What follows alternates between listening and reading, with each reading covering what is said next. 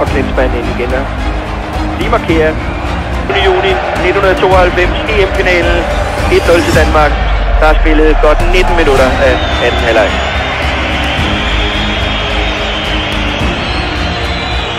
Så han kan ikke se noget, hvis han sidder ned. Det er hans egne ord.